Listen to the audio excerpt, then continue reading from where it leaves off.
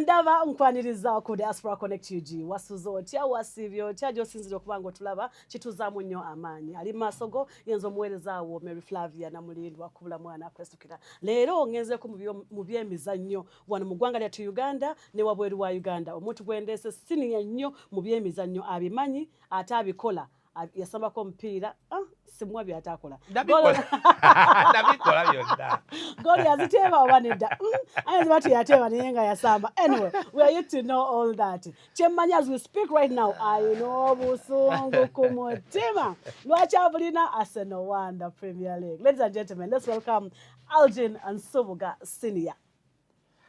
nsanyusa okubeera kwano for the first time literally thank God I'm one of those people eyakumisinga ng'ovuddewo. But I remember we used to once in a while chat and touch base. But it's nice to see you back. Especially not just nogenderawo ddala mu bintu byaffe nojjera serving mu industry which is a good one. And being here for the first time nsanyuse nnyo. So yeah, Diaspora Connect for the first time I'm on. So webale byonna but I'm happy to be hosted and ndaba ate oba nkyali relevant. You are. Okyali nnyo. Singa toli tetwali kunoonyeza obadde otya. Okay. Abantu nga mmwe temuvaako. Yeah, so yeah, I'm here. I still do my work, my day-to-day at Star Times, Uganda, JND Vice President, Wechitongole. Of course, I still do my profession. I'm also in charge of marketing. I'm the marketing director as well. Call a strategy of marketing, how to position, how to sell and market our company and services, which I've done for the last so many years. But I'm glad I'm there. But that's what Chenkola on a day-to-day. That's good. My passion, which is what many people know me for, surprisingly, of course, media. So, ninabu platform bwange, account bwange. When I get my time, you just to keep my followers here and there. But I do on TikTok, I do on Facebook, which I'm not so active these days, but X, because of my busy schedules. But in terms of being in the space in Charlie Munyo, Liverpool forever, of course. We are the outgone champions. Of course, Liverpool is my life, my passion. I live for it. It defines my identity. And that makes me very proud. And the rest of it, still in football, local football, activism, promotion, sometimes to sponsoring a league affair, sometimes Uganda Premier League. The season ya gwedeko, I know in chat to Vipers, but to tens and to State Council, very angry. Vipers, congratulations. Yeah, but I'm still involved in the promotion, in activism. I hate bad governance in sport, especially football. Mpira gwagala nnyo namutabani asamba mpira final at least nze saagutwala wala but namutabani who at 17 kati alimo senior 5 agusamba nawe nogamba nti kyekyo ningamba kalira mu following mugoberera tuli mu kyemu of course fena tuli ba Liverpool. So yeah, I'm still writing Chawandika New Vision. I've done it for the last 26 years. Oh my God. Writing 2 columns every week in New Vision. I don't know anybody who is doing that today, but I've done it without ever stopping for 26 years. Writing 2 columns Thursday, Saturday, every week in and out. Never done in Nairobi for 5 years. I still did it. I'm going to do it. I don't know until when because it's just a passion. It's something. They don't pay you. I am paid, of course. How can I do it for free? You've got to pay for my opinion. Why am I not stopping? Because they need me. They need many you. people who use my they can't. Again, Nairobi. Nimbaga banaise genda kubera ukati for some time. Nkolere eno chintu mu kiwombula bagana. What are we going to Nairobi? Start times tuli in about 30 countries in Africa. Kati, it is the regional hub. And the head office Start times of East Africa. So nagenda okuheadinga the regional business. So nga the best year because I was looking after Sudan, Ethiopia, Rwanda, Burundi, Tanzania, and of course Uganda katinga nakubera ko headquarters, but I also went to open those other offices. So when I found a team to continue with the work there and maintenance, then nenkoma we ku eka mbere best year. That's chicho that thing and it's still Start Times business. I've been with Start Times kati emyaka ndi ntambuza gwa 13. I've been started for 13 years. Wow. Yeah, but I still continue with my writing.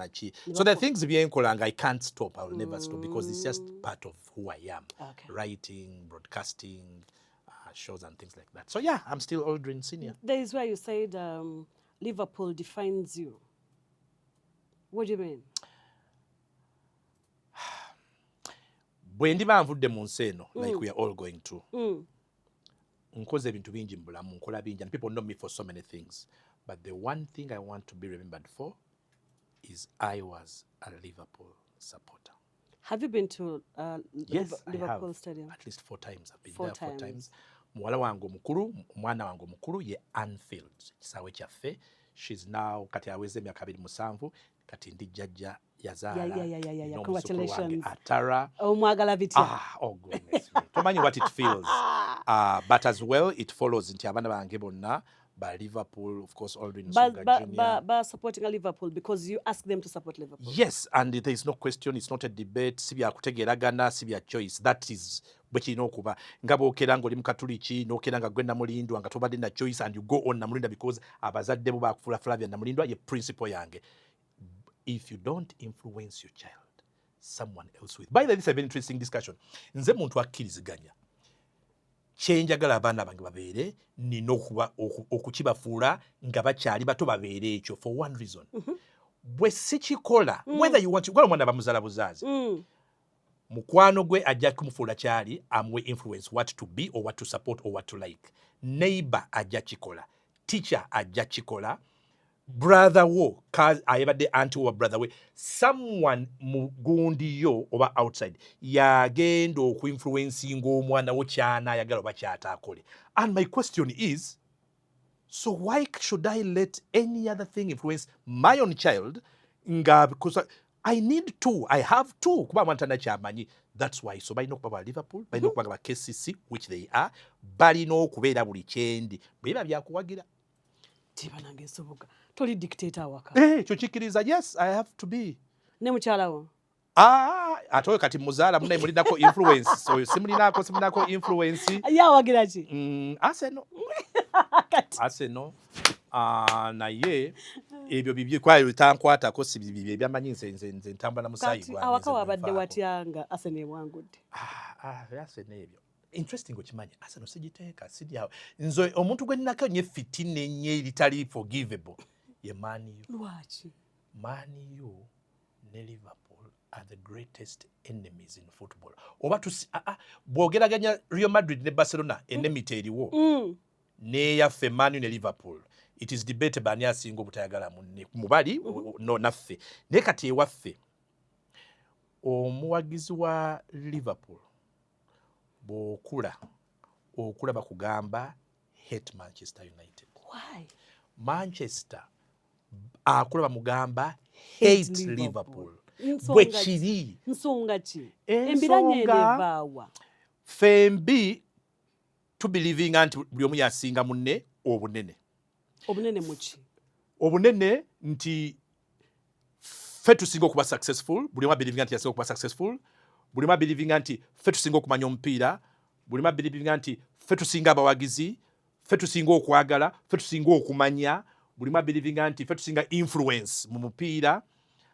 Ffenna tufikiriza nti ttiimu ya England abazannyi abaffe be balina ogibeeramu okusinga abooli. Ffe tukkiriza naye ng'ekisinga okubeerawo nti success eno mu kisaawe. For a long time Liverpool ya dominatinga earlier on. Man U neeva emabega nejja. Kati kana kasajja k'abaana abasajja ke bayitaani Alex Ferguson. Bwe katwala omulimu ko ne kagamba olw'obukyayi bwe balina ku Liverpool, yes. Omulimu gwe ne mission ye eri egi kujja Liverpool waggulu eri, twalina ebikopo bingi bituwangudde nga tebannabiwangula, kutujjayo abiwangule era ye kasita alimala otujjayo ne bwana retiringa. Era kyeyakola. Amazima kati omusajja yakikola. Over 26 years. Kati ekyo ne kyongera tefi tina. So bwe bakusaininga ng'oli muzannyi ng'ogenda Man U, kyawa Liverpool. Bwe bakusaininga ng'oli gwe mulimu gwaffe to extent nti abazannyi ba Liverpool ne Man U mu national team. It's one of the reasons by the way abantu bakimanyi lwaki England for many years teddangamu kuwangula World Cup oba tewangulako ku European Cup. Lwaki? Because okumala emyaka mingi abazannyi of course were dominated by in the past, dominated by Liverpool and Man U because they are the best, big and everything. Bwe babeera mu national team mulimu obukuukuulu aba Liverpool bamala okusamba biki nga mwebiri ne mukuzanya wano gazinya ono tayagala kuwa munne no tayagala kuwa yes because oli wa Man U. So ekintu ekiri so real nti kya affecting a national team ne mu relationships ne mu kamera babalimba nti bwenero ne bwe bimala ebya kamera ne bagenda today they are literally on opposite. So yes, and we love to hate. It's beautiful in football. Come on, Aldrin. Hey, another to hating about Gizi. Timu ojichawa no ojichawa. So what your man you watch? To the extent into fame, every week during a season. Nga sina soka kumanya Liverpool bwe wangu dewe mbasigula byonna thing. The first result je tusoka Liverpool bezanya.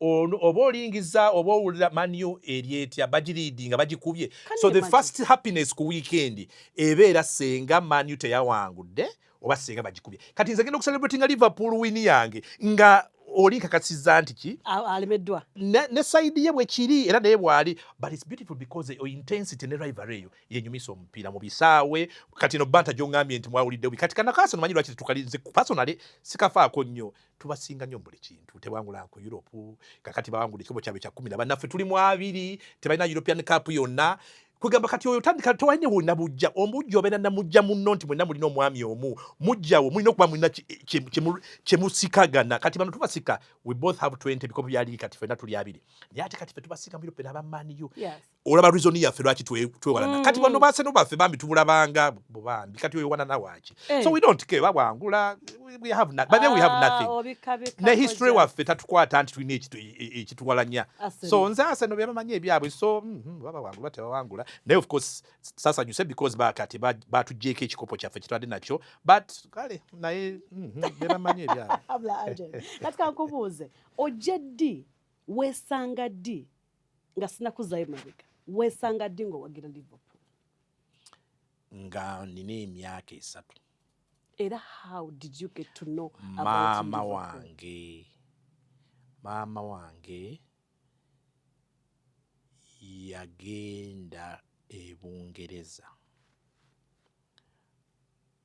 yalina olubuto lwange ng'ali Bungereza kyata nanzaala wano kati bwe ntandika okugira engeri gyali nti nazaalibwa ndi muntu wa mupiira ndi talented nga nditusa mupiira kati yakiraba mangu nnyo n'amanya nti omwana wange agenda kukola ki kusamba omupiira kati mu bintu byeyasooka okunteeka mu mutwe n'aŋŋamba gwe nno omwana nno ojja kusamba omupiira ndowooza ojja kusambira Liverpool manyi nga bazadde bwe babeera n'abaana baabwe kubanga ye yali yagyagalanga ki so kati nze the team gye nasooka okuteeka mu bwongo n'okugira Liverpool nga ne KCC bwe yali kuba mama wange yakolerako ku manager wa timu ya KCC mu biseera ebyo kati n'abanga bwe ngenda mu office manager wa KCC abazanyi ba KCC kati era nayo ye timu nze gye nasooka ate ka timu yali nnungi nnyo kati nze of course kya maama kyaki kasita Liverpool yangenda now I know bananga wagira Liverpool ayina minga sure nti ngendayo so kakati nze nembanga tolina kyongamba awo nkitegedde bulungi ndoza kanswe nawe watulaba otegedde omukulu nsubga lwaki kyogera kimu bibiri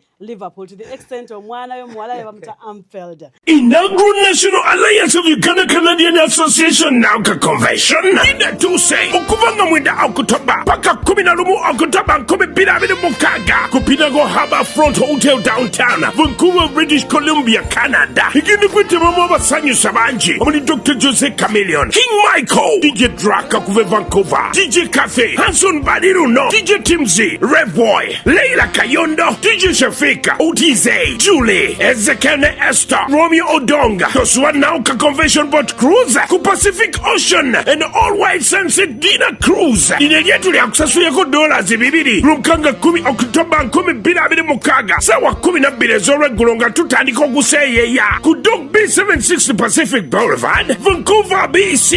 Registering obasasula online ku www.nauka.ca/convention. N'okumanya ebisinga ogenda ku info@nauka.ca. Oyinza okusasulanga gwe ku Equity Bank branch ne kulyo kompe. Iwugidwa Equity Bank, Kaliko Mutiman Company Advocates, Olives Expeditions Limited, BC Cranes, NIRA, Imagine Uganda, Ruin Rompotage Africa, Jericho Civil Engineering and Consultants Limited, Housing Finance Bank, Bank of Uganda, NSSF, ne Uganda High Commission Ottawa.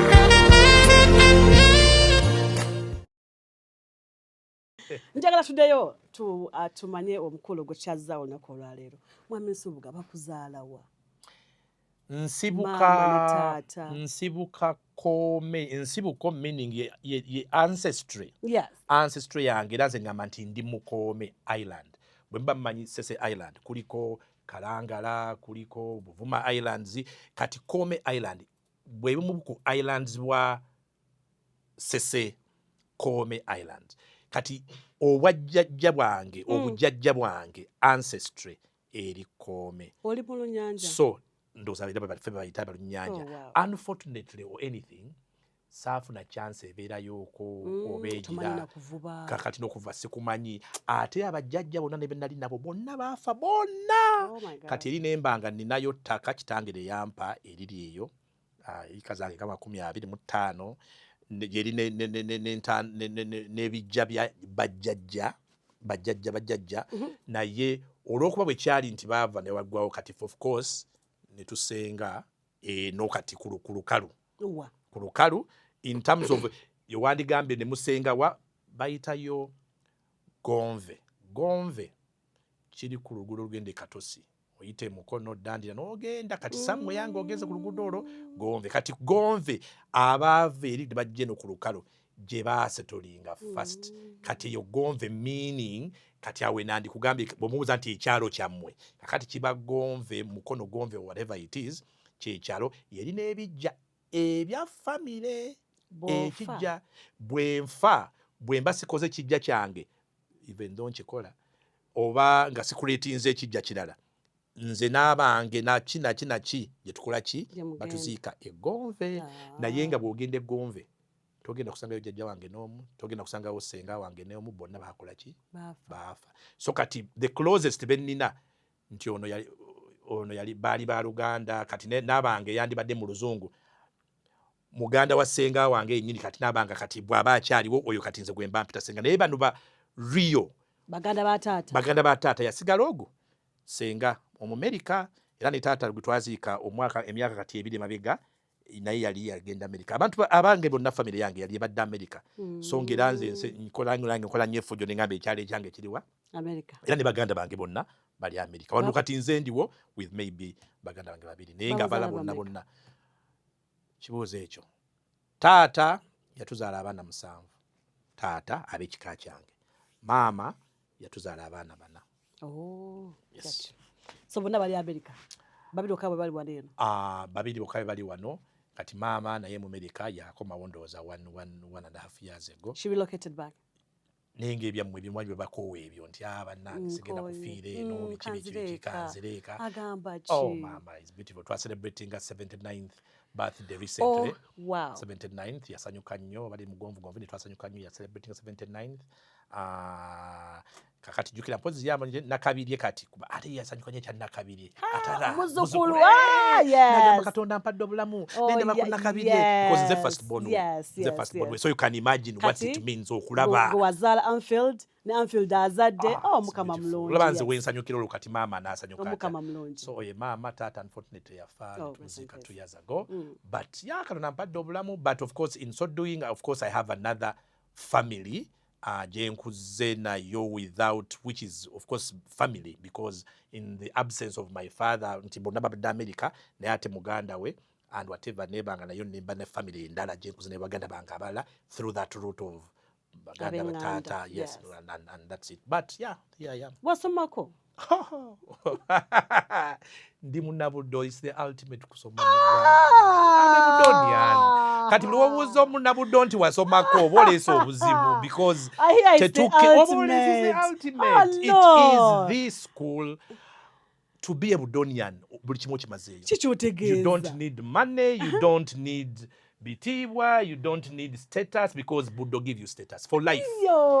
Being a Budonian means everything Flavio manyi tonegomba nogamba nandyagadde omwana wange wakiri abeereko na kino ekya senior you must I not ojja kingamba you must naye bw'otrackinga ene Budonian go meetings yes twaba nti abantu bagamba nti we are all educated yes aren't we are ne banki bayita cultured education kati nja bikwi cultured education okay then we are all educated which is obuyigirize waliwo n'obuyivu Babudonians tuli bayivu there is something about us chotayiza ku replicatinga. So bamutugamba na miryango biki fere tubategeera. No, if you look at us, what we tutakola, what we babudonians tutakola, we can't do it. Ngachi, like what? Ngachi, give me 5. Olowooza kiki ekikyanganye ogenda mu mainstream politics? Okuwogana mulwane mwogere simanya biki mwefujjo I don't know simanya politics mulina okwewalana okwekuja okulwana okwogera biki mugende mulwane mu butale biki. There is that classless something eri about politics. Budonian ngende ntandika okwereega simanya biki Budonian. Era ffe tubalinga tutunuulira bwetti. At most tubatunulira, I can only comment and whatever, but it's the biggest reason. Because in the really, if you look at me, I think I'm meant for politics. But everything times it is, police, it's not my thing. So that's one of the things we don't do. No, wait. You mean there is not any Budonian in politics? Jebali, but that's where we talk about what are the chances, the odds. Ojja kusanga. For every 100 politicians, bobera lucky, I can swear to you, ojja kusanga Budonian ogu mu 10. And surprisingly, and this is going to shock you, but tracking who that one is, mbadde ngenda kuwayo amannya kuba mune abiri naye sijja kwogera kumpe kubanga naye bo tracking who those two is, era ojja gamba oyo Budonian. Because of what? Character and what they do. Era na ugamba wait, Budonian yagenda yo myaka ngana mwe mutya nkuwa yerinya limpe no limpe so that's agenda kunombisa omuntu just give me the name so that's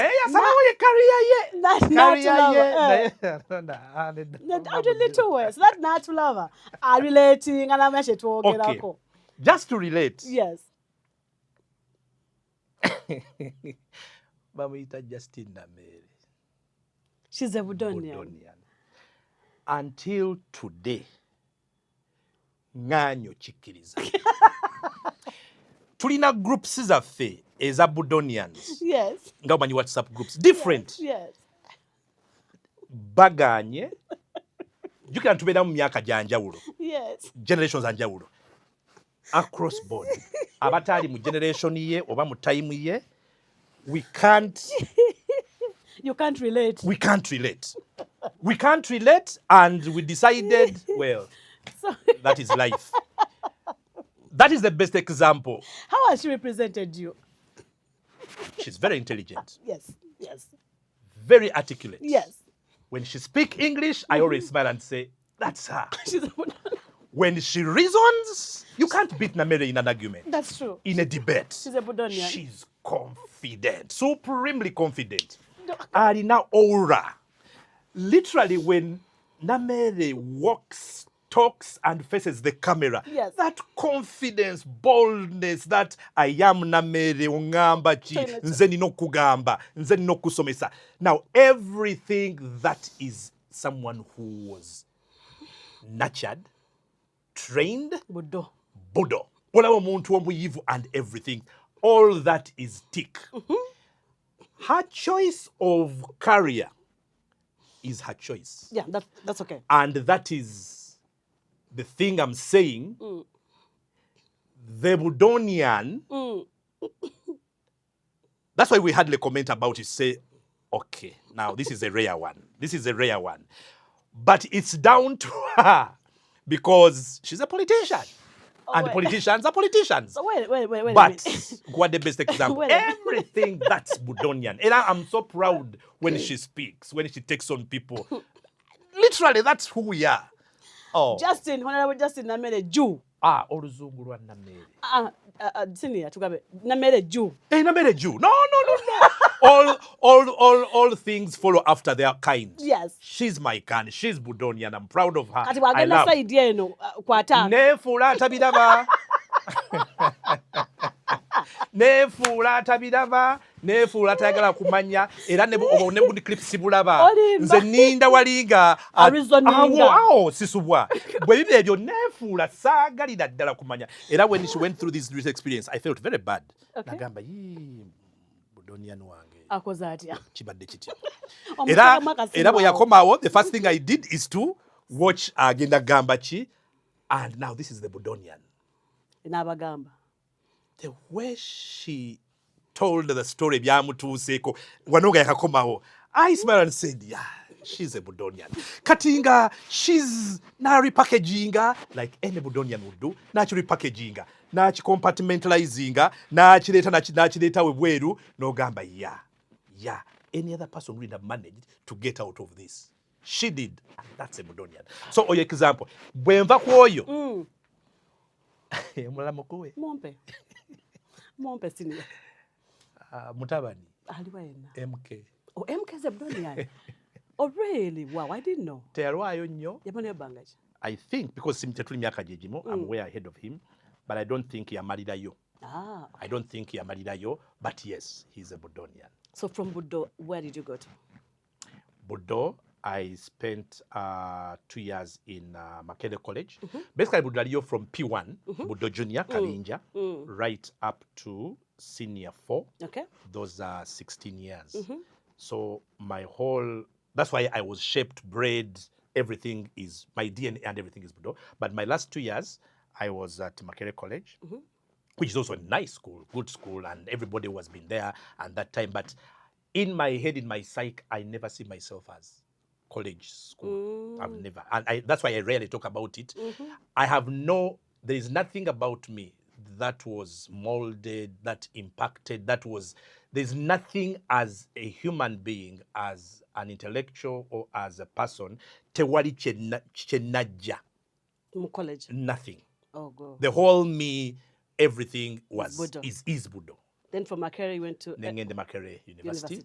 From Makerere University, of course, I graduated back in economics. After there, fortunately, nze nayingira mangu mu employment environment. Sama na mwaka gumu after Makerere. So, nentandika mulimu gwali mulungi natandika really at multi-choice. Actually, I pioneered multi-choice with some other colleagues. Jemanyinga DSTV. I was one of the pioneers. Actually, I was the first employee in that company, but for about 10 years, that's where I am. So I was lucky, because of who I am, nali nasobola okutandika company with that very young age, and in those short years, I also was able to do a lot of things. Of course, I continued with my studies. I used to do online, but then, of course, I added other degrees, masters, and stuff like that. But Orokuwa nafuna Magogo, I applied it well. I started that thing. Then in the employment world, hitting up lucky again, hitting up off well enough. So, in terms of the corporate world, thank God I excelled in my field of marketing. I spent a lot of years, but from multi-choice, UTL, Uganda Telecom, of course from there, that they come Crane Bank and like that. Of course, I end up now at StarTimes, where I am for the last 13 years. How I happen to be at StarTimes, the competitor to multi-choice. Yes. The reason I ended up there, it was actually head hunting, because competition now, StarTimes has come to compete with multi-choice. They are looking to make an interest. So kaba imanyi byoka, head hunt jayo, jangu tuyambe. I'm so glad that as I speak, StarTimes is the dominant pay television. Now we dominate the market by over 65% market share, and we've been like that for the last 5 or 6, 7 years. I'm glad that I look at all that. And yes, I'm saying, I had a Tofari. I've had a Tofari as the head of marketing and whatever, PR, communications, everything. So career-wise, professionally, that's how my professional life has moved. If you have your Nando's or Tegezo about the employed all through till now. To work with Sangako? No, but I started a company called Anfield Communications. Does that surprise you? No, it's been around for for as long as about 15 years. It's marketing, PR consultancy. Because I'm a marketing professional, Anfield Communication. So, and I've done a lot of training people, especially mass communication, mass communication in media and stuff like that. But then advertising, PR, event management, people who have campaigns, handling campaigns for them, then consultants, say company can be there and they're looking for somebody with external to do for them a marketing strategy. I've done a lot in marketing for other people. Yeah, and sometimes you get deals here and there. So unfilled communication is real, it's there, it's unfilled, and it's all because of the identity, because anything unfilled, I always wanted to relate it to Aldrin. So that explains it. Wow, thank you so much. At least kati atulava ategedde senior yani na chichi kyakola na chichi ISM na chichi abaddemu. Well, maybe what they don't know kyembaddemu nti naliko mufufa, I led. Oh, okay. Awenzija kubanga leero a topic of discussion egenda kubeera nnyo ku sports politics, the Ugandan politics ali mu kutegeera na biki ebi happeninga wabeera mufufa mu kisanja kya Mulindwa kya Lawrence Mulindwa, Dr. Lawrence Mulindwa. Emyaka gyalinga meka? Nali mu emyaka 3, while also remember I always had my job. I've never had to leave my day-to-day professional job for anything else. So byonna bye nakola even in Fufa nga mbikola while I am, for instance, head of marketing then. Okay. Mufa ali okola yoki? Mu Fufa I had 2-3 roles. First of all, I had led the revolution that pushed the former Fufa president Dennis Obua out. He was even in prison for that because of corruption and all the things. But no, him. Oh, him, okay. Because of that, Bamsiba, and that's how he got out of that, because of the things that I was involved in with the colleagues. And 3 people who qualified to njogedde sirowooza nti basukka mu basatu. Ate abasatu abo right now bali mu Fufa administration. Asooka. Nze bendowooza nti senga baba baagadde nga balina confidence to stand against the incumbent. Yes. Abasobola. Bendowooza. Yes. Omu, I think bamuyita Ronnie Kalema, yaliko referee. Right now are within the senior or top Fufa. And one of the qualifications zendowooza nti ali qualifying aludde kati mu last 2 terms, which makes it 10 years. Abaddemu at that level. Je nkugambye ya waggulu. Aina team. I don't think so. Then that disqualifies him. Anti kakati yata ayinza okuyitira ku and obimanye byali kakati kati atayinza okuyitira ku kiri ekyokubeeramu. And I think he's an instructor of some thought. Naye kogabanye experience ye n'emyaka gy'amazeemu. And I think he's one of the vice presidents right now. Okay. I'm sure oyo bw'aba yagadde automatically. Omulala bamuyita Justice Mugisha. Justice Mugisha has been forever in Fufa. Yasookayo ne Mulindwa naye yakola naye. Yasookayo ne Magogo yakola naye. Ate nga ye, he has always been either a vice president or something. Twandise veteran kati. Buli kyomwagaza if it is qualification. Team akirina yalinga Mulindwa nga naye alina amasomero ki. Naye ye buli kimu akirina. And he could have become the president ahead of Magogo. He could have become, but they agreed. Nga bamanyi ba colleagues nti kati okwatemu nti nze sirina buzibu gwe kwatamu. Naye nga in terms of qualification experience, just as had it more. Naye yes muntu wa kwagala nnyo kubeera ku top. Aganya okubeera wansi. Exactly. But he would have had just as. Number 3. Number 3 gwe ndowooza naye nga ate naye aliko akakakulizo if you go my side.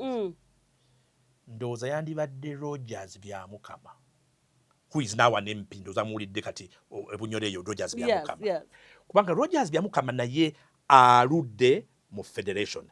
Always abadde ku Fufa executive. Ne lwaki ngambye I'm not so sure. Tabadde ku bifo bya vice this or vice that. Naye abadde kati nga for example okulira marketing. Nachi ate n'okubeera nti kati is considered one of the top management mu Fufa. Nze ndowooza plus or minus that kind of thing chi kusobola okuqualifying, and I think also in that team and things, but because of the time span bamaze mu federation, I think senga basobola okwagala abasatu they can bayivu basomye balina entapula experience bagina bali within. If they not kakati, do they have the money which normally top politicians require? No. But football, where it is now, Does one really need to be a multi-billionaire to be the FUFA president? I don't think so. Football in a sentence ayo. Now I'm going to ngenda kugera ku kyoyagala. So you are now asking me, Flavia, nti aha kati senior okuze kati obulamu budde senga kati oyagala. Oba senga nalabye nti Kabushenga ayagala koma otawa budde nti Kabushenga ayagala n'abalala. I mean we're all Ugandans. So your question is, senga government egamba nti kati tulonde, who is ani ayimirira? If we are to ask for ani ayagala okuyimirira ku FUFA president, of which naturally at any one time I'll always be n'abalala, can we actually go ne tujjayo empapula? Yes, mubita mutya ebya nomination? Yes. Problem eriwo. Chi. The electoral code ekyali no muzizeeyo. Number 2, oba olina okuyita FUFA delegates. No, leka kule. Kati ahamba magezi tukole tutya? No babayite because bayitani omupiira gwa Uganda gufa. Aha, kati tukole tutya? Gufa? Actually gwafa. Guluwa nga mugenze mu Cup of Nations. Nze omanyi lwaki nakuyise twogere ku nsonga zino. Abaana b'omupiira buli kanaku wavaayo abakaayana. Tembasasula. Ekyo kimu. Bastars bafe bona abamanya abali abamanya tudde n'obanoonya eyalista wa Uganda Cranes ali ludda wa. They know where to be seen. I don't know why fatatekawo foundations ezikwatagana ku bana abantu ezibayambako after soccer nti egenda kukola kino nakiri. Ogambye FUFA sente zaayo. Before even get there, how come amanya agali getumanye eno ku mitimbagano ku media agali agamaanyi mu soccer sigawulidde mu ng'ogoogerako? They don't qualify to David Obuwa bwe batyo ogamanya Kingaga David Obuwa Mandela manyanga Kingaga Mandela Omaru David Obuwa Kirumira manyanga Kinzikizayo no mwami Kasule Mujibu Kasule yes. Edgar Watson is CEO. He has always been the CEO of Gundi. Meaning he can become the president. Edgar has always maintained he's not a football politician. And the reason he's CEO is because it's a technical job. It's technical. So, ye taina political heart. Era byenjogedde byonna, ebya instructor byonna abiyitamu, ne Edgar si muntu gogamba nti olina obuwagizi ku ground mu delegates. You remember the delegates across the nation. Nti Edgar aina delegate amuwagira ku Gundi. Eyo structure ya political system y'omupiira, CEO w'omupiira tagibeeramu. Era ye, and Edgar wanga gwobuuza, he's not a guy who is dying. It's not about dying. And football leadership, it's up to him. I don't think that's his goal. Okay. Naye kati abala Mujibu Kasule. Mujibu, of course, Mujibu has always wanted. Then why? Even last time Mujibu expressed interest. Then why? Even the other time, for 2 successive terms, Mujibu has expressed interest. Mujibu has come out. Mujibu has gone. But guess what? Electoral code. The technicalities enkuwadde. Mujibu are satisfying nganya. Aina club. He's a technical instructor. He's worked for FUFA because he worked alongside Mulindwa for how many years? Jawere 10. Mujibu has been there in the soccer. But ebirala bingi ebimu disqualifying.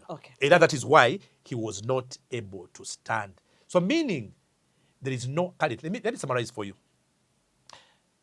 There is only one Ugandan who meets all the criteria that qualifies what to be the FUFA president. Who is that? The incumbent. Hello? Hell no. Yes. That mwakolanga muli mu delegates conference namole ne bantu.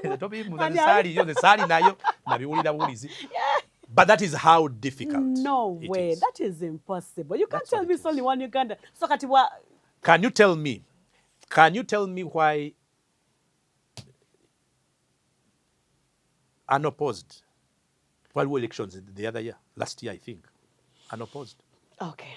Kati ntanso tegeera amanyi bwe tuba tuli eno wabweru tumanya biki yes ne kati bwe tufuna abantu nga mutumekenga okubetegeera kankubuuza according to you nga gwe senior walabye love y'omupiira eri bana Uganda compare walabako ku kiri kiwa campaigning ne kivaako ekyobuwa nalabako ku kya Dr. Mulindwa olabako ku kya Magogo bannayuganda bali luddawa ddi we baasinga okuexpressinga love ennyingi towards soccer?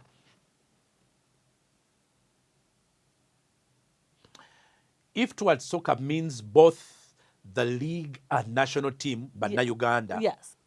league y'omupiira eya bulijjo ne national team under Dennis Obua wins it, because then omupiira was the only thing ekyasatisfyinganga social life y'abantu. Everybody had either to support Express, Villa or KCC. National team you had to. So in terms of passion ne love gy'ogamba, ebisaawe during a league game byajjulanga, whether you like it or not, kati waliwo ebintu byakyula. That was during Obua. Guess what?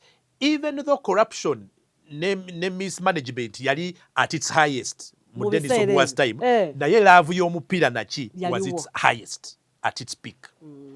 After tugenda ku Mulindwa, yes. If there's a time that Ugandans have ever loved the national team, team, yes. It was during Mulindwa's time. Why? Because the national team was not supported by the government at all. Mulindwa, throughout, used his personal resources to market, to promote, to sell, to make sure nti ekintu bayita Uganda crane kyagadwa, abantu bajja bakiwagira bakirimu, n'akikola. We never failed to meet an engagement machi. I don't know, because n'abazanyi during Mulindwa's time generation ate babitekaaliwo, naye quality y'abazanyi ba Mulindwa ne bali baddeyogera Sekajja, Obua, ani ate nga mu abakazi be mwagala abo, Obua Sigondi nga tatagenda kulaba Obua. Kati national team yali marketable because of team eyo. So okujagaza abantu kyali kyangu. Kati ate nga n'abikulira abantu bamwagala, bayagala nnyo Mulindwa. Kati Mulindwa bakola campaign naki national team nakyo ogamba. So eyo time ne league yalina bweri, teyali league baagirwa naye kati gundi yali ekyaliwo awo nankani vibe. Yeah. The only problem nti Mulindwa ajja at a time when it is post Obua nga abantu mpira gwali gubatamye because of the things ebyali bikolebwa, especially when Villa at last year yalina golo yakuba egola 2-2 against a certain team, okugezaako kuwangula ekikopo elemese Express omupiira ne bakuba egolo 22 goals, bakuba timu gibata call 22 goals. Clearly it was match fixing. So they only wanted to see twetaga egolo mbeka okuwangula ekikopo 22 goals in our last game. 22 ntikale akole yetugenda okuzanya. They scored 22 goals. If you watch the match, abantu bonna bagende Nakibo, including Villa fans, it's the last time they went to Nakibo. Baba bechai. Villa ondo tubagamba, is this a soccer match? What is this? You clearly see ntino bano ba fixing. So what is this? So league, that is why league under Mulindwa are taking over. Ngebimaze okubeerawo nga many people are following a league. Bibatamye bechai. The Express on that very day, omupiira gwe yazanya, they needed also to whatever. Now bakola kintu kyekimu. Match fixing. And these were the best supported clubs. Are we still supporting football or what? So Bambi are not taking over at a time when league, because of ebyaliwo bagichaye. Kati while the national team was up there, the league was now the league is not down. Sajja watu nagezaako nagenda mu second term yenga okukomyawo league. Love y'abantu obwedege. Watch muzo kyo kyenziramu. Yes, yes. Tuzze mu current time. Engineer. The biggest difference within engineer's time is this. Substantially on ground in terms of results, it is in this time, the last 15 years, that the Cranes has gone back to AFCON, that we've qualified for finals of different international engagements, especially the youth. Together ku finals are under 21, under 17 against the World Cup for the first time ever, World Cup team. Recently to the Cup of Nations for the third time in 6 years. Eba Mulindwa nachi, they never managed to do that. So bobo quantifying achievements za leader. Ompira kuli democratic, tegulimba. One will tell you in the last 15 years against the Cup of Nations, it's fact. Ngakwa, yeah. Ngakwa. Yes. And guess what? if you talk about money in football, money in football zize during the last 10 years. Money through sponsors. Clubs being sponsored. Buli club ya league erina. Money mu league. Then abazanyi bamebwa dokabakaba bano bobadonkabira. It is during this time that Ugandan footballers have had opening to professional football here. Nanka dibonenda kuzula baswaga. Abo bonna ba Steven Mukwala basekaje bavuga maba. All that has happened. Kati abazanyi bafe bagagga, those who make it, abagenze musome professional South Africa, esente ze bafuna. So kati abo nabo bennyini. Esente zize mupira. These days, any footballer nebo batoli mulungi. You can get a chance no gende Ethiopia or Sudani. No funa yakasala aka 7 million per month. No gende Rwanda. Nebagamba nti Mozambique afuna mwezi million 8. Yes. Players today under this dispensation by the chance. So is money in football today muba players? Yes, many across. Is the cranes getting better or worse? Because of what's on table, this Uganda cranes has achieved more than the other Uganda cranes. Now to your question. So do Ugandans love football now more than the past? Sadly, the answer is no. Passion y'abawagizi ne love y'omupiira today, at the time when Uganda has actually delivered and brought results, it is the reverse. Now it is for you to add 1 and 2. Because today, you have to sort of like plead and beg people to go and watch the national team. But there you go. Naye ng'okoze nnyo. Bakwegayirira. I'm glad this season there's a big improvement mu league. Stadiums are filling again. Together to Dayo. Truthfully, we have more fans for the league today than for the national team. We had. The national team is hard to beat. Okay. As long as Uganda crane, because Kadmiba Flavia, where is the problem? Uganda. That is Uganda. Uganda. You don't need a leader to tell you that. Go Jagenda. So national team in a special positioning because it's national team. Or measuring the love. Kuligi. Because the league, namulinda wogambira, alekanze ngende ndave rugby. Nze weekend nine embaga. Kubanga yo choice yiyo. Nze kusaa 2 ninayo kapate, ompira gugwa 10 akangende dala kupate. So if you can have fans today going to see matches, kubanga kibalina competition y'omupiira nene nnyo, okimeasuringirako n'ogamba, do people like football or not? I am glad to tell you, personally, I think, eulavu egenze ekomawo. Because emipiira kati gya kiro, it was never like in the past. People watch these games. Goli wa kitende. Kitende ajjula, luboga ajjula. So, ekyo kikomyewo. Because people, this is a football country. Kikomyewo, so the love is there. The love for the national team is there. Are people satisfied? That is open for debate. Would you rather have now than 10 years ago? That is open for debate. But there is more dissatisfaction now than there was in the past. Okay. And the reason is one.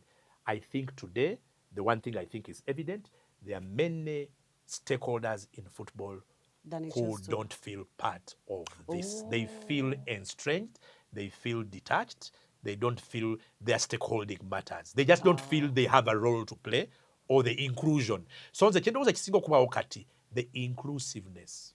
Bongambe basambi bamwe bomupiira abandi. One, no, there is a sense mu ba stakeholders nti there is no inclusion. There is a sense nti football is exclusive. That is what is read, that is why it's there, and that's why you see the politics now. Nti even when football is making strides, there is more money, there is what, blah, blah, blah, government is supporting more, it's bringing money. People are still saying, it should be better, it would be better. No, we can do better. That's why it continues, because of the stakeholders and the disenfranchisement of the stakeholders. I get you. Let's talk about entale ziri mu league. Wow. We saw the format issue. Waliwo olutalo lw'amaanyi nnyo last season, ngeno season tenatandika. New format, clubs nga zigaanye, abawagizi bo ne bagigobera ddala. Federation yonge egamba, it's the way to go, ffe gye tuleeta yeekola. I think the learning thing there, and again to answer your question, clearly that's an example of stakeholders and involvement. That was a perfect example of where the real stakeholders felt you are imposing on us. This is our game. Because of that, titwagala tukiganye. Yes. It was a clear example. And it is because of that, gwomuwagizi ng'oganye, no boycotting ebisaawe, that's when the federation said, okay, at the end of the day, batuli kuki, if the fans are saying they won't come to stadium, tumala biseera. And that's what caused this thing to turn around and to reverting to old format. Yes. That is part of the politics. The issue of money. You might have heard that clubs have been crying for so long. Lwaki government ekwatanga billions and billions there's one national team?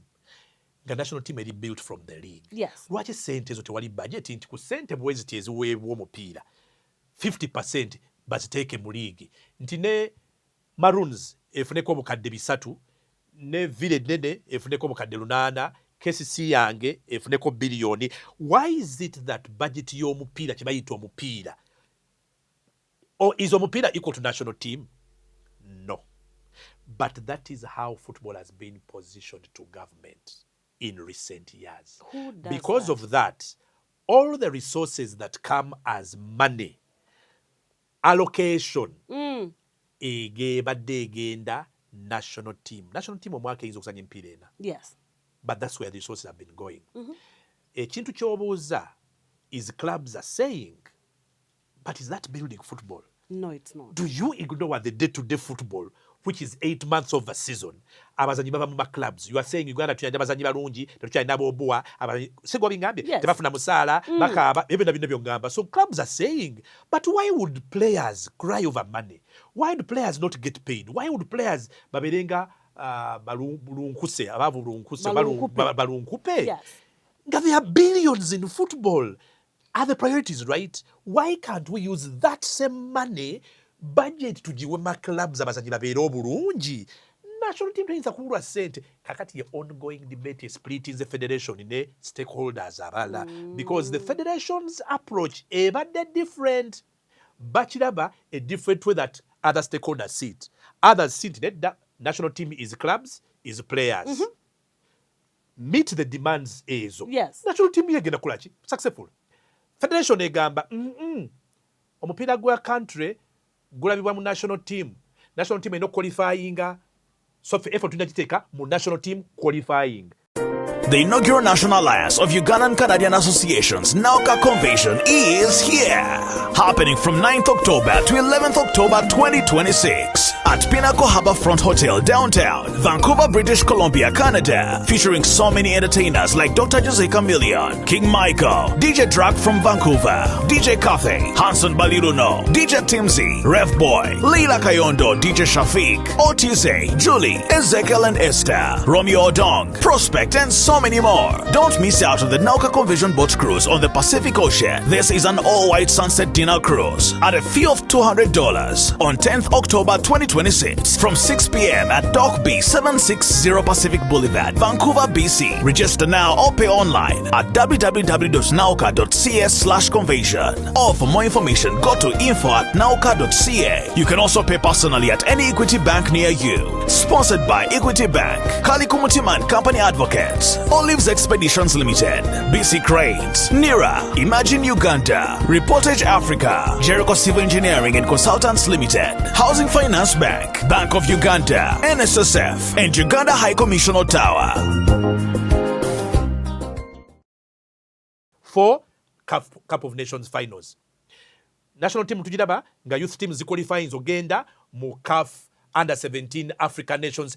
Yo ye version ya FUFA nti omupiira progress yagwo erimu how well is the national team performing on the continent vis-a-vis teams endala. Because when it reach that level, ye standard ya team ya squad ye version yawe. But there is a disconnect because abagamba nti nedda sebo sibwe kibeera. Kakati lwe lutalo luli ongoing. So they are always clamoring for money, ezivudde mu government, ezitavuddeyo, ebyo ezijja zikoze eki. When a sponsor like MTN comes, n'agamba atadde billion 9 in the national team for the next 10 years or whatever years, nga we baakola recently. Yes. The stakeholders say, but wait a minute. Abalobingira sente ne basponsor mu FUFA. You mean they went and lobbied for 9 billion for the national team for how many years? Instead of lobbying for that money for the league for 5 or 10 years, ompulira federation yeefiringa kibakoze kituufu because national team kati fekasa gisootinga gwe mulimu gwaffe bali bagamba and your approach is twisted. Yes. So even MTN kati bwogendayo ng'oli club ejja kugamba Villa tetuyinza kuwa sente kubanga twawadda and that's the statement tuli ku Uganda Cranes and people are saying ne sponsor neta kiraba. Can you say brand yo gitunda otya, products zo zitunda otya, products zo ozitunza Crane products zo ozitunda once in a year when Cranes is playing in Tunisia. No. Oba products zo zitunda every day nga Vida esa isn't that what? Yes. Why aren't you seeing the logic into gwe brand gitunde mu babulijjo throughout the year? Kakati ye ongoing discussion and debate. Era mwe muvuddemu entale ezisinga okulwana okukola ki because okwerangira bano bali abano babbi emitimbagano kubanga paid. Juice nalaba engineer ono wa Villa. Mandela? No. Yaliko. Misaga. Ku X. Misaga ali twofold.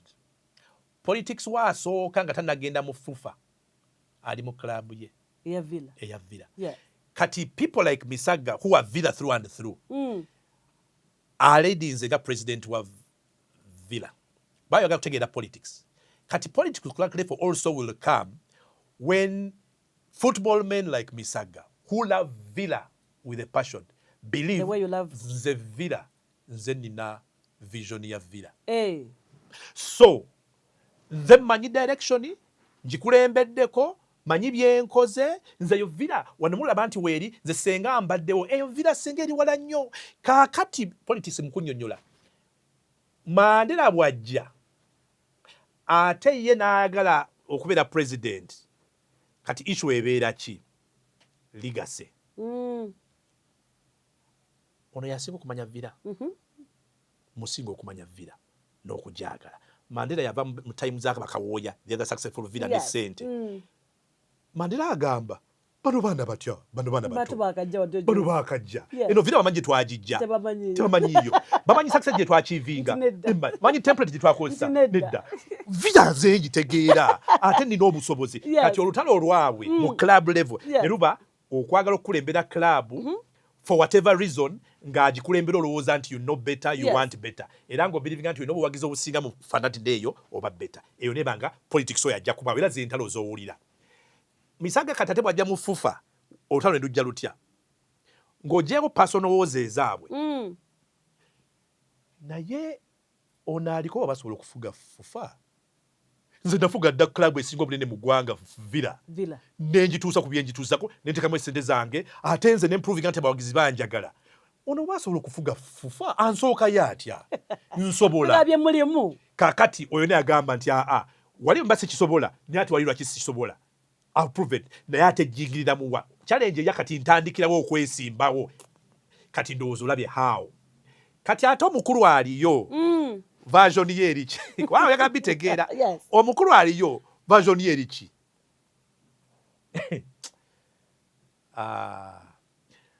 tunuulire sente zonna eziri mupiira today ani azireese mupiira? I don't know. Yenze tunuulira Uganda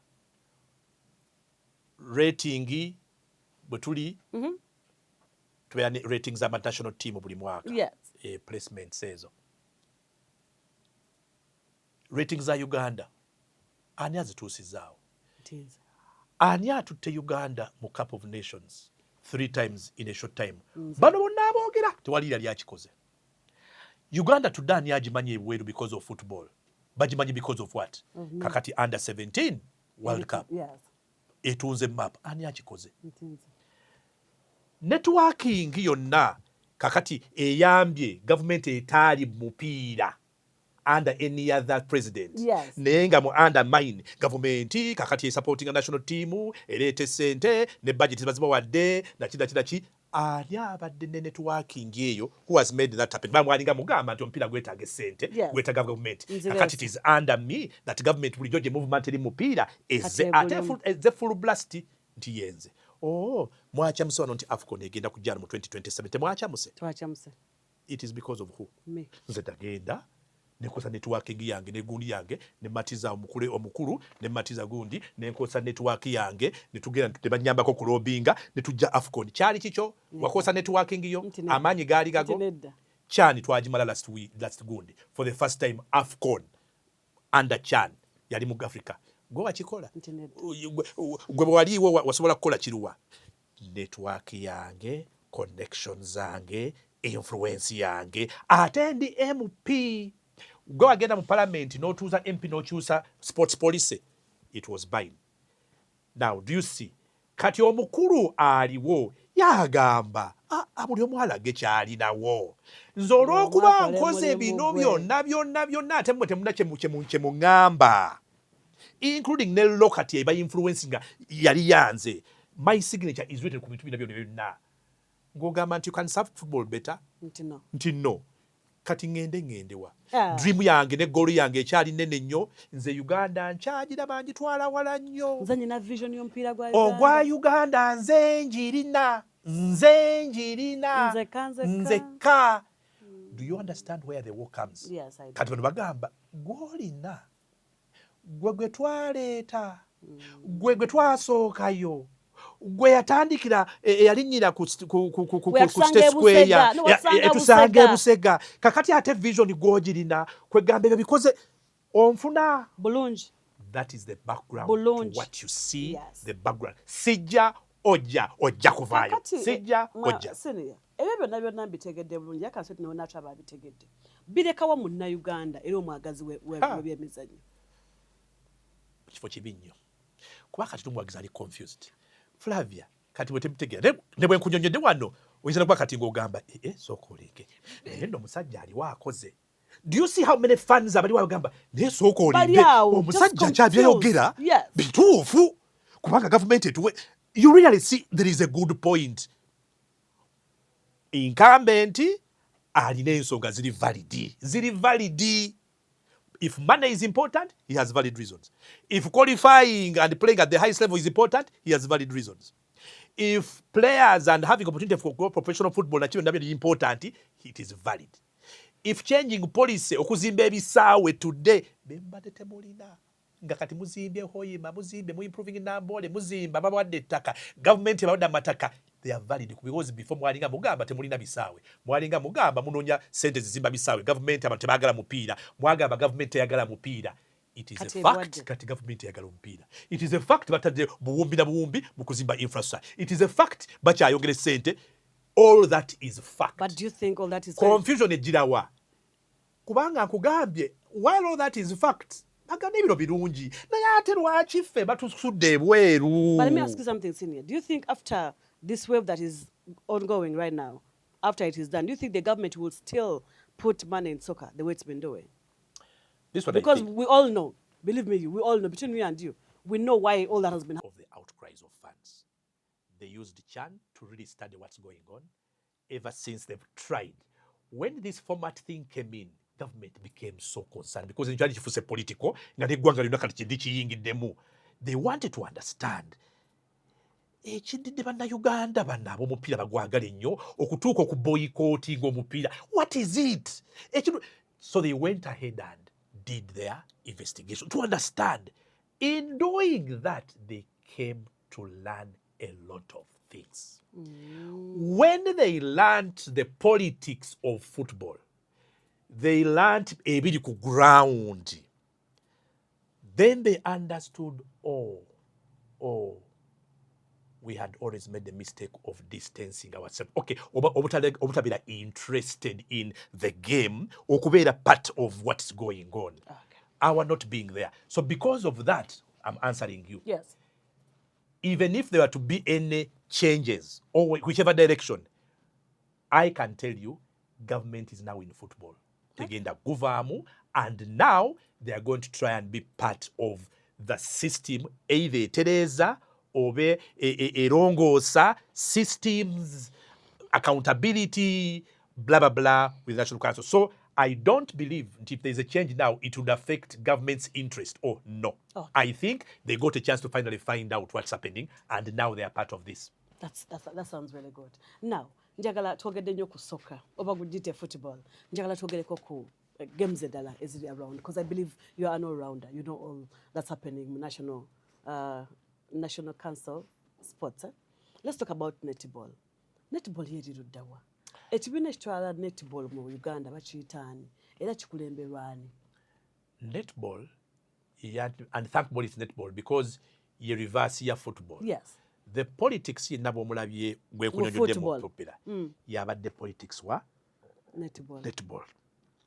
To the extent nti the most successful netball president omukyalo y'omulongo Babirye. Honorable. Yes. It is during her time nti nawe were paying attention to netball. Naye kenyini before I never used to be paying attention. You said the most successful netball president. Nga between fofa president. The netball edina president. So she's the most successful netball president ever. Mu time y'omukyalo oyo eyo netball tiagenda mu World Cup emirundi egiwera ebiri. I hope I'm corrected. Naye okuva mu World Cup, Africa Cup, actually in her time the only thing the world knew Uganda mu sport yali netball. Yes. Tuzajja ne UK, netuzajja Spain ne Germany. Tuzajja nani? Netuzajja That was her time. It was her time. 100%. Honorable, well done. How also she was able to win government okuba supporting Uganda center because emizanyo babiri affected by money. But again through her I don't know what government ingeteke sente mu netball oba yaba convincing atya timu nesobola ogenda timu nesobola okukola bwoti ne bakisasula omusaala basasula omusaala time ya babirye netball. So the question is bayoga kutegeera what happened. Yes. At its peak entalo neziba gye zivudde. Suddenly Babirye ye mubbi, suddenly Babirye ya said netball, suddenly Babirye yalwanyisa I don't know who, suddenly Babirye. Eventually you know what happened. The war with National Council of Sports, ne Babirye. First lady was drawn in, Babirye. I don't know what. Eventually Babirye arrested, Babirye mukomera, Babirye avuddeko Babirye, and whatever happened. Question. Since then, what happened to netball? That's my question. Who is the president now? So what was the problem? I don't know. In her time and since, many netballers, some netballers even got professional opportunities. Ogenda okuzannya professional netball. Bafuna chances abandi bagenda. Since then, I know recently, team yaffe ebadde participating, naye kati unlike mu time y'Ababirye, batukuba, tuvaamu, tekiki. Now, but what was the issue? Politics. What was the politics? Kati nkwanga analyst kati ngenze mu ntandika enkofiira ya analyst. Nze nga analyst atule no neno nengamba naye kigenda mu maaso. My interpretation eri bweti. Omanye ekintu ekisinga okutunda omuntu individuals in Uganda and in so many other countries is sport. Be successful in sport ng'oli leader. Everybody's got to know about it. Yes. Profile yegenda kushooting over the roof. So this is my analysis. Omuwala ono bwe yali akola byakola. Who knew about Babirye? Now Babirye yali mu kintu. Everything. Because she's the president, she's the leader. Wings are flying and you. Alabisa. You can at sports center. Uno netball. It is as small as this. I don't even think by the budget in NCS. At the time. Oh, okay. Because it was such a small thing. Yes. Think about it. Yes. What is she doing? Federations endala no ejjona zitakola. So my mind tells me, was everybody happy mu federations endala? No. Omwana atulabisa tuyiseeko nnyo. Kintu ali ku speed nene nnyo. Kino mutemakebwa watyo. Politically, do you think those connected in sport and they also have political connections, do you think they are particularly very happy with this high rising star from nowhere? I'm not so sure. They weren't. I am not saying she was clean because I also know administratively her style wasn't the best. Administratively, yali a bit dictatorial. I know it all. Whether that is the reason why it worked, you and me to is debating. Yes. Whether style ye ever succeeding, sir, I don't know. But she also had a big weakness with style of administration. And it is that weakness yamuleeta at corrosion n'abalala. Okay. 2, she championed herself as alwanyisa corruption mu sport. Sikiriza balya. Saagala muntu yenna kulya ssente za netball. Saagala kati kagwegezaako kuteekayo mukono gwo whether oli mu national council ng'ajja kulumba. Wasn't she right? Of course she was right. Now, in Uganda, can you succeed like that? Being right about corruption and eating money, and you are the one who is going to come out on top? Nga nze nkuwe sente, nze nsayinga sente zo, so yakakundaganya nti sebo gwe osula ne malayika, osula ne Bikira Maria, kikyogezako kugamba nti gwe kiki mbu kiki. Okay, kyogenda okyogezaako kugamba. Okay, anti ogamba oli clean. Okay, so why can't I go and devise a scheme egenda okusuula mu ffe tuvuba nti ffe tulya nnyo sente? I'll divide the system in such a way before you know it nja kuleeta bwino through the way things are done alaga nti naye gw'oli clean ezo sente zaabula zitya naye nga nze nkidesigninze, which is exactly what happened. Now, whether she's also at fault somewhere whole, I don't know, but what I'm explaining to you nti ekyo kyali such that you've positioned as the champion of corruption. Team ya netball etumanyi succeeding. You are a star. Mama gwe tolinako kabi. Gwe mulungi mu buli kimu. Gwe buli kimu gw'omanyi lya sport gw'osinga obitegeera. Soke nkubuuze, abaana bagenda mu Ukraines bavaawa? Good question. Kubanga netball league yaffe teri y'amaanyi nnyo. Sigiwulirangako. So, even though weeri neesiga emaanyi ge twandigambye nti abazanyi baffe mugundi balina tulinayo era netball waali tulina volleyball.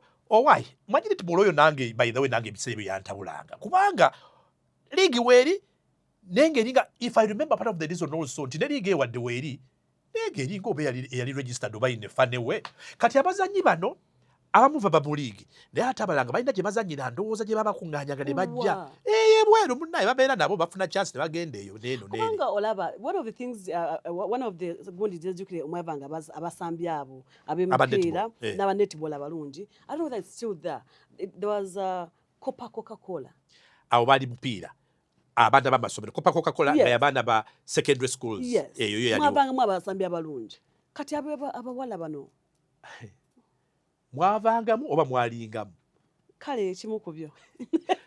Kubanga the only player wayinza okwogerako eyavaamu n'afuuka ensonga gye tuli alina Aladookero abana bodasiba gye bagenda. But aba netball bo tebaalina kintu ekityo. Erinnya oliwulidde? Alan. Oliwulidde? Oliwulidde? Do you dismiss my... Ndiwulidde era akitegedde bulungi. So netball ono nange wandibanga nze kubanga I know they play a league. It's not strong, it's not sponsored necessarily. Why? Jukira, we've not heard of a team nga NIC, National Insurance Corporation, KCC. Ebitongole bino bisinga okubeera ne teams mu netball, mu volleyball, mu ki. Ebitongole. Nete kimala. Naye tebalina mu foundation bambi. Kati nabo ekyabakiringa yali politics. So I'm just spinning that politics, ne netball eyali yatuuse weetuuse. Politics yakola ki? Who is the president of the netball? Kyenzijukira ono omukyala we bamusiba ne bamugjawo. Waliwo meja, omukyala meja Mujaasi eyali deputy w'ababirye eyatekinga over. I remember. Yali deputy w'ababirye n'atekinga over. Kyesimanyi after her waliyo okulonda because after her nzijukira nga omukyala gwe bayita Uchanda. Mukyala munene nnyo mu National Insurance Corporation, I think akulira marketing aluddemu nnyo omukyala yali munne mu netball. Later on mu kulonda bamala ne bakola ki ne bamulonda nga president. Nabanga mu ntebe and I'm thinking ayinza okuba kati we twogerera ye president. Naye netball naye nakola ki naye n'asirikira awo. Okay. Oli ku mukutu gwa Diaspora Connect UG. We're trying to kuba torch here and there mu sports w'eggwanga lyatu Uganda. Omukulu senior Nsubuga amanyi ebya gweta sports ojja kubanga omutuuse nga tuwumba bagenda kubuza ebibuzo yange bigenda kubanga kimu bibiri kati nga ffe bana Uganda abaagala ennyo omupiira era abaguwagira tugenda kukola ki oba fufa esaze magezi ki okulaba nti Munnayuganda sigamba oli agusamba ngamba nze fan nziramu okwenyigira fully mu byemizannyo by'eggwanga oba mu kapiira k'eggwanga nga nsobola because I remember some years back waliwo okusonda sente was it in ku club level abali basonda ki nga abannayuganda bettanira bateekayo here and there nga ne bagamba nti Uganda Cranes yeetaaga kino nga tudduka nga tunakunziramu some years back waliwo Uganda Cranes bwe yakyusa omujoozi oba gwali guluwa ogwa yellow to ogwa red oba there was a design gye baali bakyusa bakyusa design naye wakeera ku bakyanga kufufa house awo abantu okudduka nga wajjudde okugula ebijoozi yes nga bukimu kijjudde but today I don't know what is even happening ne bwombuuza omujoozi omupya oguliko gwa Uganda Cranes yinza okuba sigumanya. Inaugural National Alliance of Uganda Canadian Association Nauka Convention inatuuse okuvanga mwenda Okutoba paka 11 Okutoba 2026 ku Pinago Harbour Front Hotel downtown Vancouver, British Columbia, Canada. Igini kwitibwamu abasanyu sabangi omuli Dr. Jose Chameleon, King Michael, DJ Draka kuve Vancouver, DJ Cafe, Hanson Badiruno, DJ Timzy, Rev Boy, Leila Kayondo, DJ Shafika, Otize, Julie, Ezekiel Esther, Romeo Odonga, Toswa Nauka Convention Boat Cruise ku Pacific Ocean and All White Sunset Dinner Cruise. Ine lyetu lya kusasulako $2 Lukanga 10 Oktoba 2026 sawa 12 ez'olweggulo nga tutandika okuseeyeeya ku Dock B760 Pacific Boulevard, Vancouver, BC. Registering obasasula online ku www.nauka.ca/convention. N'okumanya ebisinga ogenda ku info@nauka.ca. Oyinza okusasula nga gwe ku Equity Bank branch ne kulyo kompe iwugidwa Equity Bank, Kaliko Mutiman Company Advocates, Olives Expeditions Limited, BC Cranes, NIRA, Imagine Uganda, Ruin Rompotage Africa, Jericho Civil Engineering and Consultants Limited, Housing Finance Bank, Bank of Uganda, NSSF, ne Uganda High Commission Ottawa.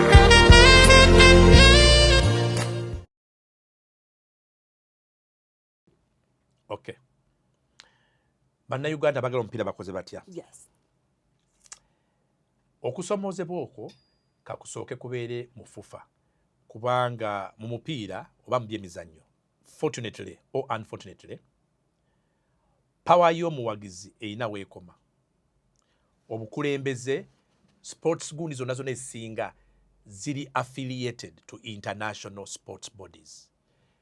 Kati international sports bodies ezo ze zina statutes ezidetermininga the national sport yeyo bweba governed and constituted. So local national sports bodies constitution yazo template bagijja mu international body gye basinziiramu bakiyita membership, member association. Omupiira federation ye member wa FIFA. Yes. Gw'omuwagizi toli nange siri. Yes. Product FUFA gyerabirira unfortunately consumer ye gwe nange. Yes. Era wootali tebalina gwe batunza ki product. Yes. Challenge gy'olina namulindwa gw'omuguzi ofiiringa olina okubeeramu n'omukono mu product yo. Oyagala kubeera fule obeere mu kintu kyo. Oli akugamba tojja nnyo tojja nnyo si gwe member. And the positioning, and this is the biggest challenge kankikunnyonnyole mulindwa. The positioning today, perception eweebwa FUFA. Let me say it again. Perception eweebwa FUFA eri omuwagizi w'omupiira wa bulijjo eri nti omupiira gwaffe FUFA. Si gwaffe bannayuganda. Exactly. Ye perception ebadde created. Whatever you do njagala kujjukiza omupiira gwaffe FUFA. FUFA. Si gwammwe bannayuganda. Era ffe tukusalirawo. Nkuddamu mukoze mutya. So the biggest challenge, omuwagizi w'omupiira bw'afiiringa nti omwenstrange nze, nti omugambo omupiira gwe gwawagira gwayagala gwafiirako gwakola kinti gwasiba ne beeti gwakaabira n'akaba maziga Uganda ne bagikuba n'addayo ne bayombera eka. Bw'omugamba nti gugwo nti talina kyakugamba oyagala akola atya. So where we are emijoozi gyoyogerako the only people or person alina obuyinza okutunda emijoozi ya Uganda it is FUFA. Era amaduuka gokka gojja okugyako official cranes jerseys outlets eza FUFA. Why? It is their property. Bw'oba oyagala the best you can do kukola kye tuyita replica katika gwe I like nti oli business woman kati gwe kyokola genda antu yagala kukola mijoozi genda somewhere kwata omujoozi bw'oba oyagala gwe bakoze oguli design gye balina gwe gikwate ogende mpozi mugenda nasa mugenda China oba ku Nasa Road China gukwate gende China gwe kuba hicho jangu kati genda mu kikubo genda mu Owino genda watunda naye ate era nabo kikola oyina challenge trademark ayiyo tinedda crane trademark goji nako gundi kati wabifunyija so nsobola okuyiga nenkugamba gundi ani yakukkiriza ogende China tisirina. Wait, omujoozi guno wa Uganda Cranes property ya FUFA merchandise n'omujoozi nga bw'okyogera nga bw'okinterpretinze that is what is being sold out there. But what is the truth? No, njagala. No, I love the question because it is a very interesting question. Yes. What is the truth? The truth is any federation anywhere in the world is responsible for determining the national team jersey, the design for starters, the production, the merchandise. Other federations do it differently from us, but it is their responsibility. Having known bebaku designinga, debagukubisa because bakukola national team jersey. Yes. If they're responsible for the national team jersey, mwetuja replica jerseys, right? Yes. So if they're responsible for the national team jersey, they must be responsible for the continuity. That jersey lifespan na chechi genda maso. So the question is, who then gives someone the right to print or whatever bimwagala that same jersey for the benefit? Yes. What a question mark. Eyo, you and me. I think this is what other federations do, and I know for a fact. Once a jersey has been determined, trademarkinze, bagamba, bani abali mu business y'emijoozi, ekola emijoozi, nti gundi ne gundi, nti okay. Creating franchises across the country. Namulindo oli mu business eno, gwe wakoze ogwa printing do mugundi nti ye. Kakati tukuwadde bakita rights, whatever you call it. Tukuwadde franchise, tukuwadde rights. Kubisa, tukiriza, creating a franchises, nachine gomanyi, kati tutunda replica jerseys. It is your responsibility to go and look for stores, badila, chicho building that network. Our business is not kukola mijoozi, our business is managing football. So, nkuwadde kati gomanyi, nze I focus on football.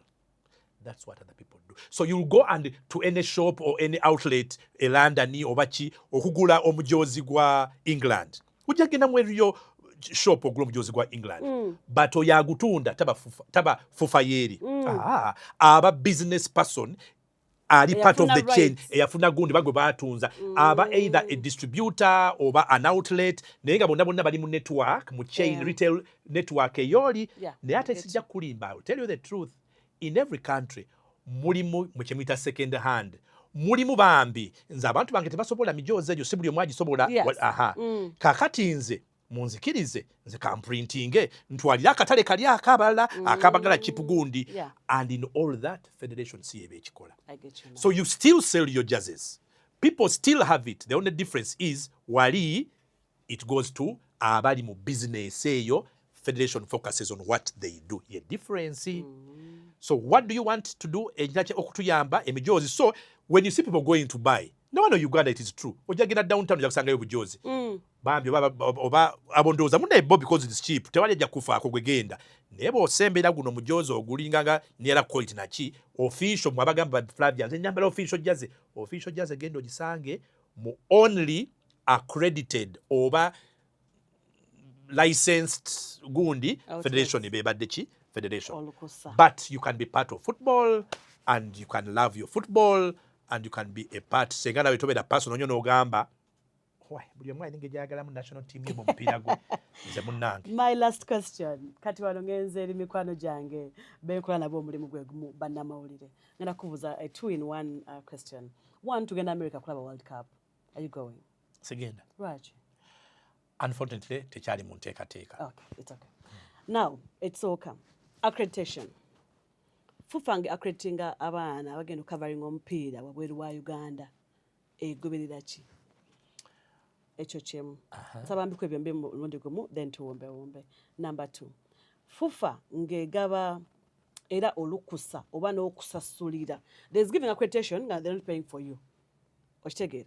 Ogenda covering mupiira, for example, senior ogenda South Africa. Morocco, for example. Okay, you went to Morocco. Who sponsored you? My company. Your company. So it was not FUFA? No. But so were you reporting for your company? I was reporting for my company for a start, but I also took it upon myself to report now for the football public. Okay. My first responsibility, because we have a channel, a yafe, we tried promoting the game, so I went to report for my channel. Kati awe nyini wende. Abaana tugeze New Vision egenda sponsoring omwana so and so and so agende covering omupiira mu America. But omwana ono yeetaaga ebbaluwa okuva mu FUFA emulaga nti mwana Uganda akola bwati ne bwati akabaliriza omupiira and all that. N'atuukaawo ne bamumma ebbaluwa okumala ebbanga lyonna. Eri kampani emuwadde eno FUFA emugaanye. Njagala okumanya bagoberera ki okuwa abantu abo oba okukkiriza abantu abo ogenda covering emipiira wabweru wa Uganda? First of all, wano waliwo challenge y'okumanya ne problem nti ignorance. Nga bwe nkugambye media, sports media bayina ekibiina bakiyita USPA, Uganda Sports Press Association. Yes.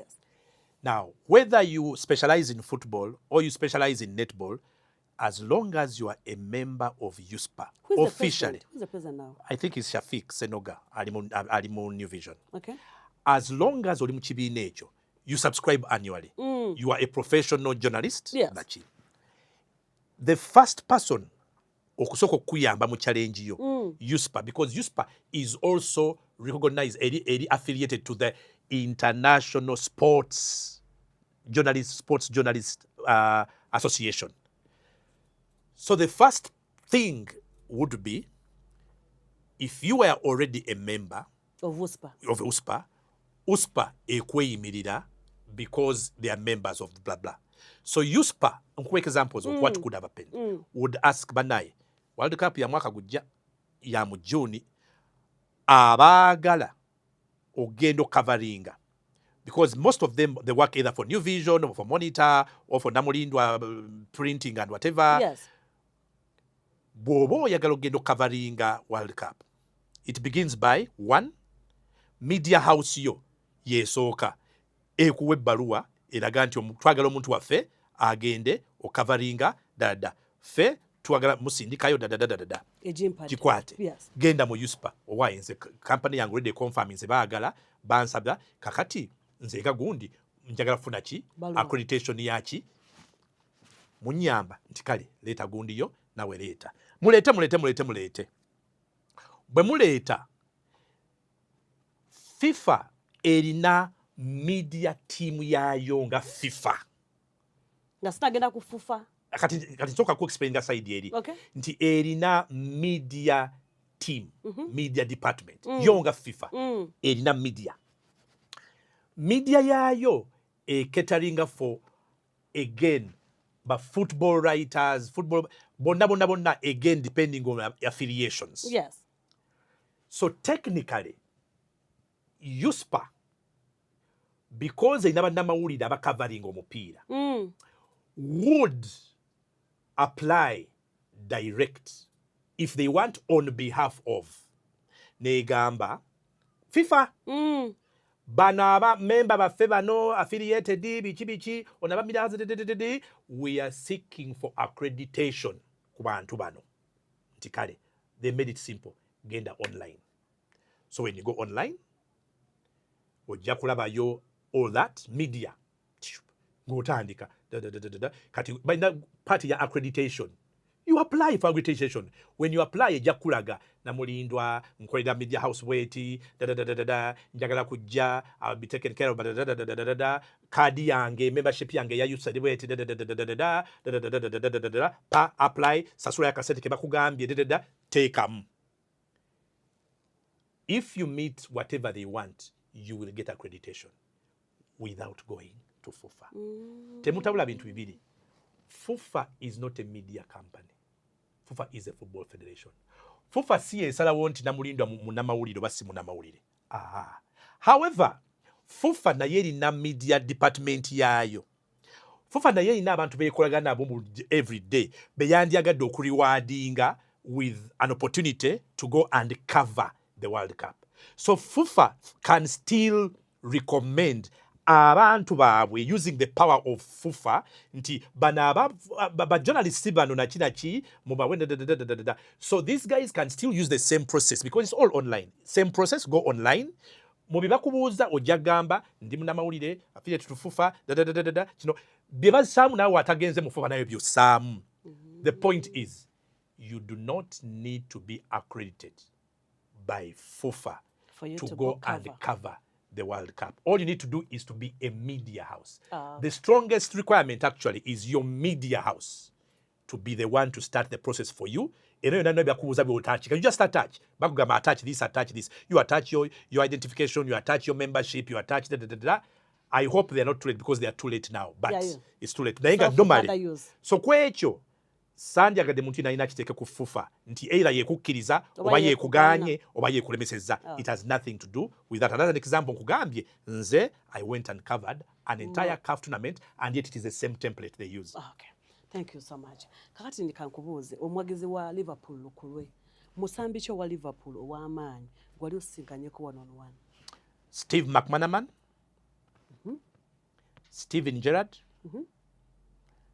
John Barnes, yali wamaanyi at that time where yali try to celebrating ennyo John Barnes, Xabi Alonso, Ian Rush,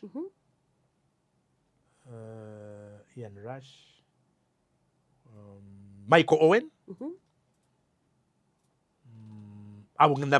nabalaba name like nabalaba, yes. Okwogera, it's only Stephen McManaman okwogera bano literally I met them. Hi, I'm from Uganda. Took a photo. Okay, Uganda. Okay, come on, as it were. Wait with you. Those ones I have. So Stephen, what did you discuss with him? Baskausa, manyife tuli baskausa. Baina gundi eyo. Kati Stephen yali when I did, that was in 2009. Yes, Steven Gerrard. We are set to play Manchester United on a Saturday. Liverpool United. I was chanced to meet him. It was a Tuesday wiki yemu. Nze kye nali nfa captain wa Liverpool abeera atya abeera mubulamu ki bw'atambula atya kati Gerrard ono kati nze kye kyanzita so okuntwala eri ku Melwood because training ya Liverpool eri ku Melwood. So kati guy gwe twagenda naye ku Melwood eyanvuga ne tugenda kye nali nfa training ground Steven Gerrard.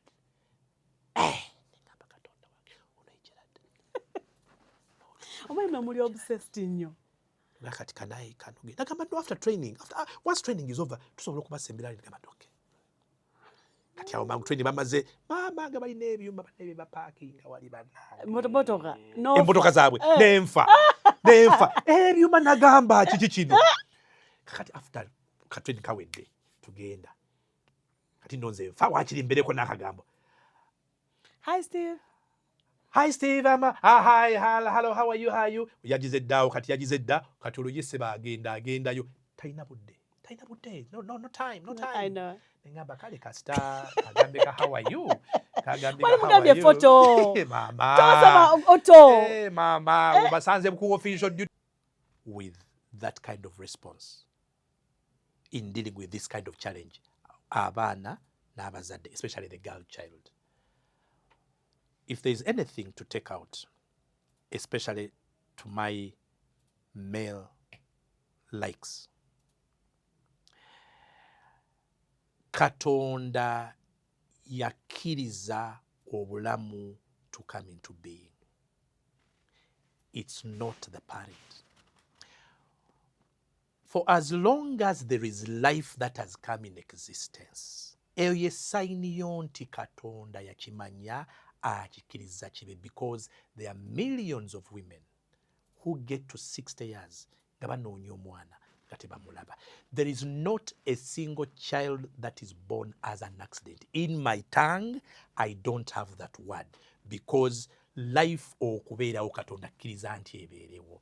So the moment that happens, and this is my word for parents, that's all you need. Immediately, it can't now be you to fight with God. Akkiriza kubanga abalala bali barren. Akkiriza kubanga abalala bakaba maziga until they die. Katonda aba amanyi about that life. All now that is over to you. Nze Katonda nkuwadde life. Over to you, take care of that life. Bino ebirala biri just judgmental. That's what our humanity is, judgmental. Oyagala kwefula nti omanyi nnyo. Toyinza kubanga omanyi okusinga Katonda. That is something I want parents to understand. Second, what is love towards a child? The best demonstration of love from a parent, in my case to a child daughter, a girl child, you are her best bet in life. Security, you are the only one who guarantees you'll always have her ear. When the world judges and is crashing and coming down on her, you are that last person who ought to be there for her. It does not matter what she has done. Eyensigo yo, that's what you owe her. For me, be her father, be her dad. It's what means being a father, a dad. There's nothing that replaces her. So for me, love. Ekirala, you often look at it as ozadde omwana. Omwana oli jjajjaawe. Oli jjajjaawe. It comes down to that. That's how I summarize it. So tell me, toyagala muzzukulu? Amwagala. Oba si muzzukulu wo? Muzzukulu wange. That's where it stops. Musaayi gwo muzzukulu wo. It is one, for me, ndozotera okundaba, it's the best blessing in life. Katonda n'akuwa obulamu n'olivinga to see second generation. Yes. Eba second generation yo. Do you know how special that is? It is. Kati Katonda akikuwadde, kati anga ate gw'oleeta busimanya busungu, nze for me tebigatta. It doesn't work that. So for me, the question of what is being a parent, what does it mean? For me, that's what it means. For the girl child, no mwana taata, for me, that is the special. So, no wonder my girl, she's spoiled in as far as okumanya nti taata wa mwagala, but the reason I like it is because Anfield knows I am always there. When everybody has turned against you, when the world judges you, I am here for you. That is, yeah. Well, that's So for me, I think that's the key thing. Abazadde badda akalowooza And akalungi. I'm definitely thinking that is it. And then again, the other response towards the other party responsible. You know how we are. Yes. You know how we are. How are you training your boy children? Are you They're like training me. them to be... They are like me. Ah, okay. Bonamba, but they're like me. As in character, negundi, because of that. And kugamba kati, bwebakimanyi. But the one thing I thought I ought to even teach them, and my family as well. Jukira kati obuzza daddy. But I don't know how the other relatives perceived or took at it. Yes. Otegera? Yes. I didn't care. But remember, I give them the lead. Once it became clear, daddy is, oh wow. whoever might have had a different way. Kati gwani nyabo okunna kuwalirawo okusinga nze nannyini. Bano basenga. Abakebera obugere. So I think for me that is it. And yes, I'm glad being a parent is one of my pleasures. Being a parent has been a blessing. It is a blessing. And I think I'm glad abana wange bakulu ekimala to be able to do what I want to do as a parent, my passion and everything. And yeah, that's my blessing in life. I always say for me, my blessing is abana. I have beautiful children. But having had a hand in raising them, it gives me so much happiness. Thank you. Banange, njaba komezaawo olusiniya. Mwami Nsubuga. Eyedire mamba. Abe mamba no nali nabachawa. Ngenda kunyumiza ofuka. Onyumizanga. Aniyo chicho utamanyi. Wabambere bulungi. Mamba. Atakumira mpera abatukumire kumukutu Diaspora Connect UG. Abateka musente. Thank you so much. Team Diankola nayo ndisima nnyo olw'ensonga nti sobola kukola nzeka. I cannot. Just know nina team emabega. Ey'abakyala ey'abaana abavubuka envumulo putting all this together okulaba nti gwali yeka onyumirwa osanyuka gwali ku kyeyo nitukutambuliza ekyeyo osayitsetse mu matu eno bw'okola eno bw'owuliriza n'olw'ensonga eyo tubaagalanya until next time we're out. Bye. You're watching Diaspora Connect UG. The views expressed on this program or commentary are solely of the individuals providing them and do not represent or reflect the official policy or position of this YouTube channel or its management. You've been watching Diaspora Connect UG, bringing you closer to home.